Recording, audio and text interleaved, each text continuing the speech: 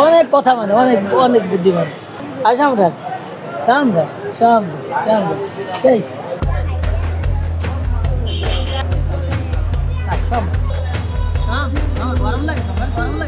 আমার নাম হচ্ছে হাবিবুল্লাহ খান, আমার গ্রাম হচ্ছে ছোট কাসনা, থানা মোল্লারহাট, জেলা বাগেরহাট। আমার এই গরুর নাম সম্রাট।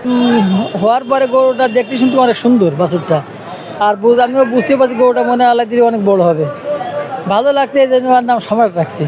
কিনেছিলেন নাকি এটা আপনার বংশ পরম্পরা? না, এটা ওর মারে কিনছিলাম। সবেমাত্র বিয়েছে সেই সময় গরুটা কিনা হয়েছিল। একেবারে কে বলি মানে 2-4 দিন বয়স এরকম। এটা ধরেন 5 বছর। সম্রাটে তো সেরকমের যত্ন আমি করি না, বুঝছেন। ওই সকালবেলা মনে করে কিন্তু গাছটা দিয়ে ঘের বাড়ি চলে গেছি, ও খাইছে। আর তারপরে মনে করেন কাঁচা ঘাস খাওয়াইছি, ভুসি, বুটোর গুঁড়ো, আপনার এই খেয়াল কালিবে এরকম খাওয়াইছি। আর আপনার এই এই যে ইঞ্জেকশন করে মানে যে ওষুধ বড়ি খাওয়ায়, এই ধরনের কোনোদিন কোনো ওষুধ বড়ি খাওয়াই নাই। আল্লাহর রহমতে কোনোদিন কোনো কিছু খাওয়ানি লাগি নাই। ওইভাবেই আল্লাহ করে দিতে, আল্লাহর রহমত, অসিত রহমত। টাকা পয়সা কোনো সমস্যা হয়নি, আল্লাহর রহমতে সেইভাবেই খাওয়াইছি।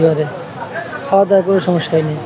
এবং প্রতিদিন সকালে আমি সবজি কলা খাওয়াইছি। আমার 4টে ছেলে, একটা মেয়ে, আর আমার স্ত্রী। সবাই মনে করেন এই গরুরে খুব আদর করে গরুটারে। আমাকে সরাই দাঁড়ায় এই গাড়িতে আসার সময় গরুটায় এত কষ্ট পাচ্ছে, হ্যাঁ। তারপরেও আমি ডাক দিয়ে সঙ্গে সঙ্গে মাথাটা আমার দিকে আগে দিছে।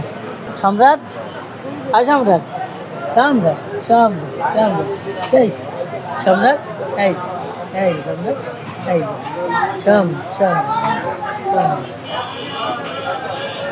অনেক কথা মানে অনেক অনেক বুদ্ধিমান। ও যদি কোনো হাঁটা দেয়, যদি সম্রাট দাঁড়া, সঙ্গে সঙ্গে দাঁড়ায় পড়ে। সম্রাট রাখতে পারবে, সম্রাট কষ্ট পাচ্ছে, থাক থাক।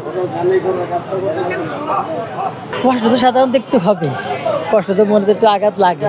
এখন তারপরেও পালিছি, মনে করেন বিক্রি করে দিতে হবে। এত বড় গরু তো আসলে আর পালা সময় 5 বছর যখন পালতেছি, এখন আর সবাই বলতেছে বাড়িতে এখন বিক্রি করে দেওয়াই ভালো। হ্যাঁ, আমার ছেলে, বড় ছেলে ফ্রান্সে থাকে, তো বাড়ি আসছে।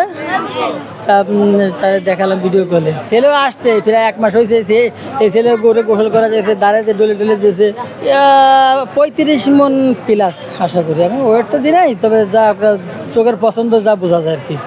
চাচ্ছি তো 32 লক্ষ, 32 লক্ষ টাকা চাচ্ছি। এখন খরিদ্দারের সাথে দরদাম করে যা বলে বিক্রি করার খেয়াল।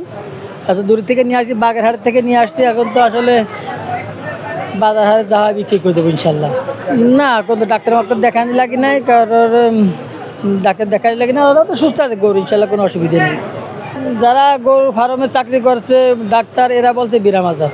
মনে করেন একটা গরু 5টা বছর যখন পালায়, সন্তানের মতনই তাকে আদর করা হয়, গোসল করা নিয়ে খাওয়াই দেওয়া হয়। দাঁড়িয়ে থেকে অনেক সময় আমি ধরে ধরে মানে ভুসি গালে উঠে উঠে খাওয়াই। হ্যাঁ, সাধারণত কষ্ট তো লাগবেই।